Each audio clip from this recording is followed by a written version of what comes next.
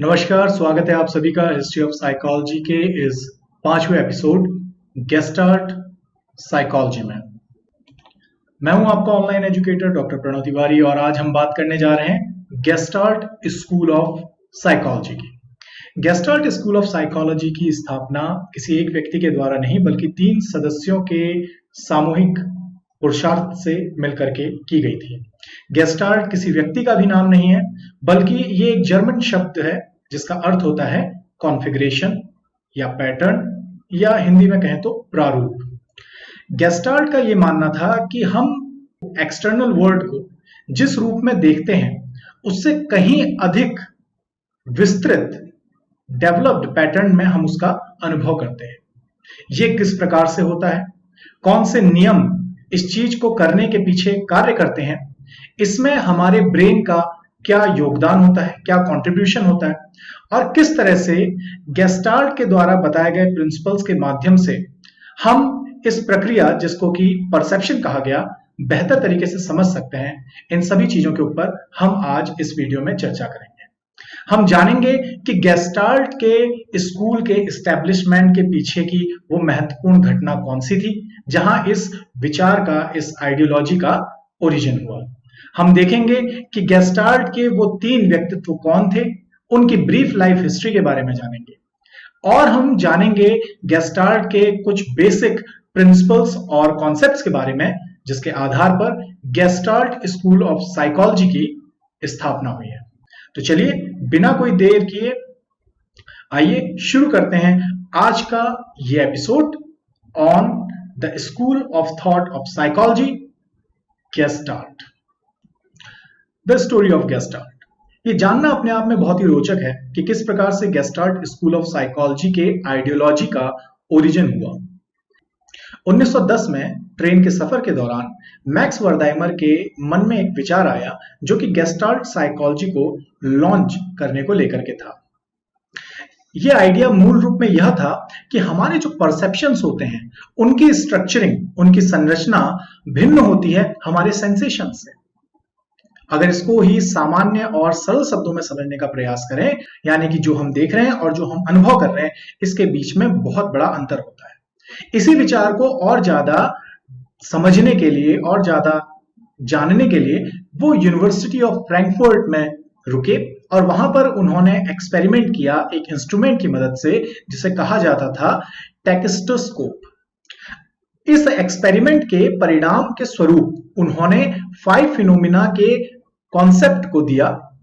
1912 में पब्लिश्ड अपने article experimental studies of the perception of movement में उन्होंने इस कॉन्सेप्ट का वर्णन किया जिसे गेस्टाल्ट साइकोलॉजी की फॉर्मल बिगिनिंग भी माना जाता है। Fact note: Gestalt used phenomenology as the technique which is the study of anything which occurs naturally in the consciousness। आइए चलते हैं नेक्स्ट स्लाइड की ओर। अब देखते हैं मैक्स वर्दाइमर की लाइफ हिस्ट्री ब्रीफली। मैक्स वर्दाइमर का जन्म अप्रैल 15 प्राग में हुआ।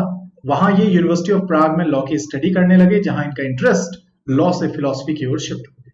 इसी दौरान इन्होंने एरेनफेल्स के भी लेक्चर्स को अटेंड किया। यहां से वर्दाइमर यूनिवर्सिटी ऑफ वर्सबर्ग में मूव कर गए जहां इन्हें अपनी डॉक्टरेट 1904 में मिली। 1933 में इन्होंने न्यूयॉर्क के new school for social research institute में फैकल्टी पोजीशन को एक्सेप्ट किया। वर्दाइमर को साइकोलॉजी के अलावा अन्य विषयों में भी आर्टिकल्स लिखना पसंद था जिसके कलेक्शन का फॉरवर्ड अल्बर्ट आइंस्टाइन के द्वारा लिखा गया था। इन्होंने अपने पूरे कार्यकाल में सिर्फ एक पुस्तक प्रोडक्टिव थिंकिंग लिखी जो कि इनकी सडन डेथ अक्टूबर 12, 1943 में जो हुई उसके उपरांत ही पब्लिश हो सकी। आइए अब देखते हैं next personality of Gestalt psychology, Kurt Koffka. Kurt Koffka का जन्म मार्च 18 बर्लिन में हुआ था। इन्होंने अपनी डॉक्टरेट यूनिवर्सिटी ऑफ बर्लिन से 1908 में रिसीव की। इन्होंने यूनिवर्सिटी ऑफ जीसेन में एकेडमिक पोजीशन को एक्सेप्ट किया जहां ये 1924 तक बने रहे। 1924 में इन्होंने मैसाचुसेट्स के स्मिथ कॉलेज में फैकल्टी पोजीशन को एक्सेप्ट किया। 1922 में लिखे गए इनके एक आर्टिकल जो कि साइकोलॉजिकल बुलेटिन में पब्लिश हुआ था, जिसका title perception and introduction to Gestalt theory था, को महत्वपूर्ण माना जाता है गेस्टाल्ट स्कूल ऑफ साइकोलॉजी की स्थापना के शुरुआती दौर के लिए। कोफका के द्वारा एक और महत्वपूर्ण पुस्तक जो कि चाइल्ड साइकोलॉजी पर बेस्ड थी, पब्लिश हुई। इस पुस्तक का नाम the growth of the mind and introduction to child psychology था और ये 1924 में पब्लिश थी। कोफका के द्वारा published principles of Gestalt psychology पुस्तक को सिस्टमैटिक प्रेजेंटेशन माना जाता है गेस्टाल्ट थ्योरी का। अब चलते हैं next personality of Gestalt psychology, Wolfgang Kohler की लाइफ हिस्ट्री को जानने इस अगली स्लाइड में। Life history of Wolfgang Kohler. Kohler का जन्म जनवरी 21 को रेबल, एस्टोनिया में हुआ था। इन्होंने अपना डॉक्टरेट 1909 में यूनिवर्सिटी ऑफ बर्लिन से एक्वायर किया। 1909 में ये यूनिवर्सिटी ऑफ फ्रैंकफर्ट को मूव कर गए, जहां लेटर इन्होंने वर्दाइमर और कोफका के साथ मिलकर के रिसर्च वर्क किया, जिसके कारण गेस्टाल्ट मूवमेंट को लॉन्च किया जा सका।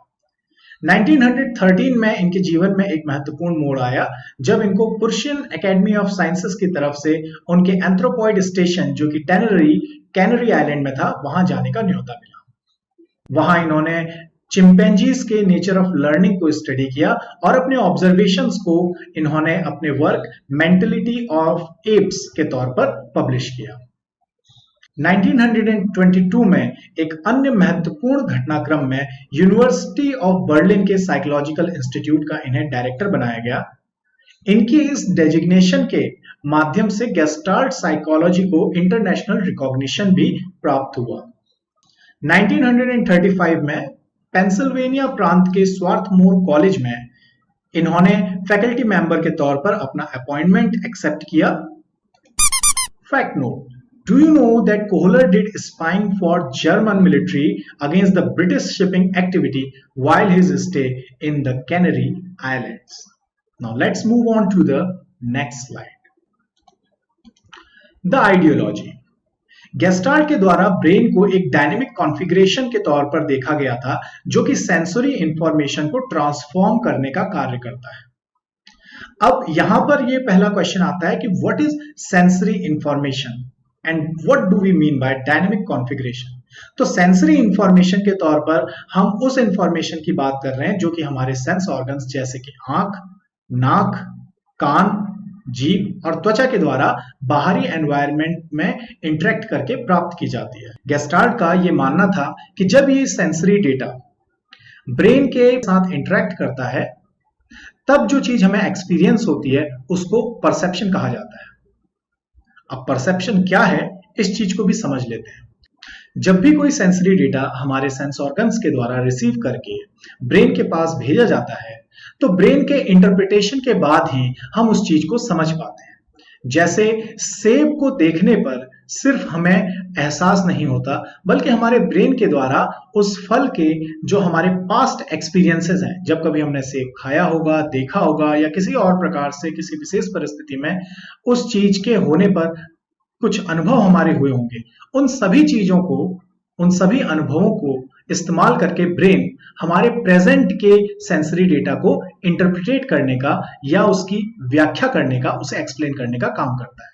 इस प्रक्रिया को ही परसेप्शन कहते हैं। गेस्टाल्ट का यह मानना था कि सेंसरी इंफॉर्मेशन को एक्सपीरियंस करने की जो प्रक्रिया है, यानी कि जो परसेप्शन है, वो हमेशा सेंसरी इंफॉर्मेशन की तुलना में कहीं अधिक विस्तृत, कहीं अधिक ब्रॉड होता है। Fact note: Kohler was well versed in physics and even studied with Max Planck, father of quantum mechanics. The Gestalt concept of force field was inspired by the field theory of physics. Now let's move on to the next slide. The law of pregnance. Gestalt के द्वारा दिया गया law of pregnance ये कहता है कि हमारा किसी भी प्रकार का मानसिक अनुभव एक ऑर्गेनाइज्ड, सिमेट्रिकल और सिंपल फॉर्म में होता है, जितना कि किसी भी दी हुई परिस्थिति में वो हो सकता है। अगर सरल शब्दों में इसी बात को कहें तो हमारा ब्रेन किसी भी तरह के एक्सटर्नल एनवायरनमेंट को एक ऐसे पैटर्न में देखने का प्रयास करता है जो कि अच्छे से व्यवस्थित और सरल रूप में हो। ये लॉ ऑफ प्रेग्नेंस के एग्जाम्पल है। यहां पर 4 तरह की फिगर्स दिखाई गई हैं और इन फिगर्स को यदि आप देखें तो ये 4 तरह के फेशियल एक्सप्रेशंस को रिप्रेजेंट करती हैं। सभी तरह के फिगर्स में कुछ न्यूमेरिकल डिजिट्स यूज हुई हैं, जैसे 4, 1, 2 और 5। लेकिन हमारा ब्रेन क्या करता है कि इनको लाइन, डॉट्स और उनके जुड़े हुए फॉर्म के रूप में ना देख करके, बल्कि उनमें एक ऑर्गेनाइज्ड फिगर और पैटर्न को ढूंढने का प्रयास करता है। दूसरा नियम है परसेप्चुअल कॉन्स्टेंसीज का। यह नियम कहता है कि हम फैमिलियर ऑब्जेक्ट्स को, ऐसे ऑब्जेक्ट जिनसे कि हम परिचित हैं, उनको उनके स्टैंडर्ड शेप, साइज, कलर और लोकेशन के आधार पर ही देखते हैं।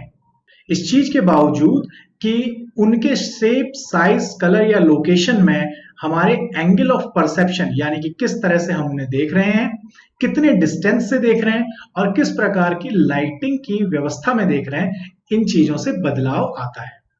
लेकिन हमारा ब्रेन इन बदलावों से प्रभावित ना होते हुए उनको उसी प्रकार से देखता और समझता है जैसे कि अपने सामान्य सहज अवस्था में वो हमें दिखाई पड़ता है। ये सभी एग्जाम्पल्स परसेप्चुअल कॉन्स्टेंसीज के हैं और इस चीज को बताते हैं कि किस प्रकार से वस्तुओं के कैरेक्टरिस्टिक्स में आए विभिन्न बदलावों के बावजूद भी हमारा ब्रेन उनको स्टैंडर्ड फॉर्म में ही देखता है। The figure ground relationship. Danish psychologist Edgar Rubin के द्वारा परसेप्चुअल फील्ड को 2 पार्ट्स में डिवाइड करके बताया गया। पहले पार्ट को कहा गया द फिगर, जो कि क्लियर होता है और यूनिफाइड होता है और जिस पर हमारा अटेंशन स्वाभाविक रूप से जाता है, और दूसरा होता है द ग्राउंड, जिसके अंदर वो सभी चीजें होती हैं जिनके ऊपर हमारा अटेंशन नहीं जाता है।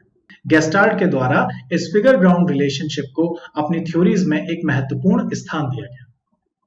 आपके सामने इस स्लाइड में 3 फिगर्स हैं। इसमें आप देख रहे हैं, अगर आप ब्लैक पार्ट पर कंसंट्रेट करेंगे तो आपको 2 फेसेस आपस में सिमेट्रिकल फेसेस दिखाई देने लगेंगे और व्हाइट पार्ट जो है उनके बैकग्राउंड के तौर पर आपको परसीव होगा। और इसी तरह से जब आप व्हाइट पार्ट पर कंसंट्रेट करेंगे तो वो एक फूलदान, एक वेस के रूप में आपको दिखाई देने लगेगा और ब्लैक पार्ट उसका बैकग्राउंड बन जाएगा। इस प्रकार से फिगर ग्राउंड रिलेशनशिप के कॉन्सेप्ट को गेस्टाल्ट में बताया गया है। Gestalt's principles of perceptual organisation. Gestalt के द्वारा यह बताया गया कि किस प्रकार से एक्सटर्नल एनवायरनमेंट में उपस्थित विभिन्न वस्तुओं को देखने के लिए हमारे ब्रेन के द्वारा कुछ नियमों का उपयोग किया जाता है, जिनको कि प्रिंसिपल्स ऑफ परसेप्चुअल ऑर्गेनाइजेशन कहा गया। इनके माध्यम से ब्रेन बाहरी वस्तुओं को एक ऑर्गेनाइज्ड फिगर के तौर पर, पैटर्न के तौर पर देखने में सक्षम हो पाता है। ये निम्न है, जैसे कि principle of continuity, principle of proximity, principle of inclusiveness, principle of similarity और प्रिंसिपल ऑफ क्लोजर।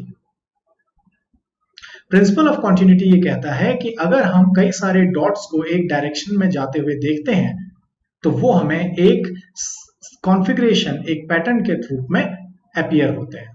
इसी प्रकार से प्रिंसिपल ऑफ प्रॉक्सिमिटी कहता है कि जो वस्तुएं आपस में पास में होती हैं वो हमें एक ग्रुप के तौर पे, एक पैटर्न के तौर पर दिखाई पड़ती है। प्रिंसिपल ऑफ इंक्लूसिवनेस का ये मानना है कि अगर हमारे सामने एक से ज्यादा फिगर्स होती हैं तो ऐसी स्थिति में जिस फिगर में जितने ज्यादा स्टिमुली यानी कि वस्तुएं होती हैं जो कि हमारे अटेंशन को अपनी तरफ खींचती हैं, उसी फिगर को हम सबसे पहले देखते हैं। प्रिंसिपल ऑफ क्लोजर का ये मानना है कि ऐसी फिगर्स जो कि कंप्लीट नहीं होती, इनकम्प्लीट होती हैं, लेकिन हमारे ब्रेन के द्वारा उन्हें भी कंप्लीट फिगर के तौर पर परसीव किया जाता है। आपके सामने दिखाए गए 3 इमेजेस में गेस्टाल्ट के परसेप्चुअल ऑर्गेनाइजेशन के प्रिंसिपल्स के एग्जाम्पल है। पहली इमेज जो कि लेफ्ट साइड के सबसे ऊपर है, उसमें लॉ ऑफ सिमिलैरिटी के एग्जाम्पल के तौर पर लाल रंग के डॉट्स और नीले रंग के डॉट्स को दिखाया गया है। लाल रंग के डॉट्स और नीले रंग के डॉट्स को देखने पर आप लाल रंग के डॉट्स को एक ग्रुप के तौर पे और नीले रंग के डॉट्स को ऑटोमेटिकली एक ग्रुप के तौर पे परसीव करते हैं। इसी प्रकार से लॉ ऑफ प्रॉक्सिमिटी के इसी इमेज के एग्जाम्पल में यह दिखाया गया है कि जो पॉइंट्स आपस में एक साथ रखे गए हैं उनको हम एक ग्रुप के रूप में परसीव करते हैं। लॉ ऑफ कॉन्टिन्यूटी के एग्जाम्पल में हम पाते हैं कि कुछ डॉट्स जो कि एक सिमिलर डायरेक्शन में मूव कर रहे हैं उनको हम एक लाइन के तौर पे परसीव करते हैं। इसी प्रकार से लॉ ऑफ क्लोजर के अंतर्गत हम ये देखते हैं कि किस प्रकार से इनकम्प्लीट लाइंस को भी, जो कि एंगल्स के रूप में है, हम एक स्क्वायर के रूप में परसीव कर रहे हैं। लेफ्ट साइड की लोअर इमेज में सबसे पहला एग्जांपल प्रिंसिपल ऑफ इंक्लूसिवनेस का है। इसमें सर्किल के अंदर दो डिविजन्स हैं।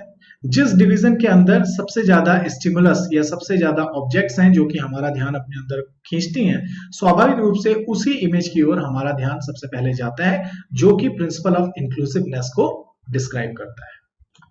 आज के लिए बस इतना ही।